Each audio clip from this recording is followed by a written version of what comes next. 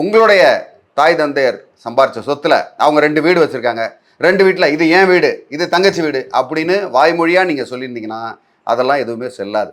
அப்படி தாய் தந்தையர் வந்து கடன் அதிகமாக வாங்கி வச்சுட்டு போயிட்டாங்கன்னா அந்த 2 வீட்டையும் தான் வந்து பேங்க்காரங்களோ இல்லை ஃபினான்ஸ்காரங்களோ கை வைப்பாங்க. அதனால் நீங்கள் சுயமாக சம்பாரித்த சொத்தை வந்து கை வைக்க மாட்டாங்க. அதனால் தாய் தந்தையர் சொத்தை அவங்க காலத்துக்கு அப்புறம் தான் என்னுடைய பங்குன்னு நீங்கள் அதை சொல்லவே முடியும். அதுக்கு முன்னாடி நீங்கள் சொல்கிறதுக்கு உண்டான உரிமை உங்களுக்கு வரவே வராது. சார், பொதுவாக வந்து இப்போ பொது கேள்வியே கேட்குறேன்.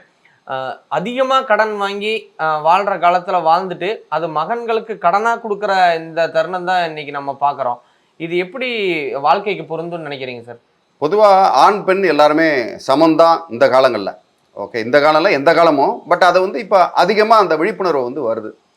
அப்படி இருக்கும் பொழுது இதில் மகன் தான் வந்து தன் தாய் தந்தையரை பார்த்துக்கணும் அப்படின்ற கோட்பாட்டில் இருந்தும் வெளியில் வந்தாச்சு.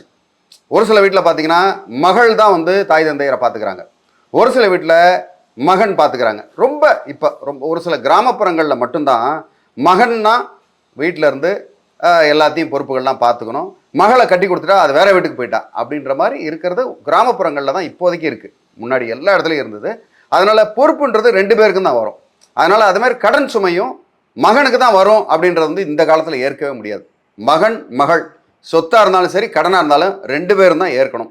இதில் தாய் தந்தையர் வந்து ஏதாவது ஒரு பக்கம் பார்ஷலாக இருக்கக்கூடாது, தர்மப்படி இருக்கக்கூடாது.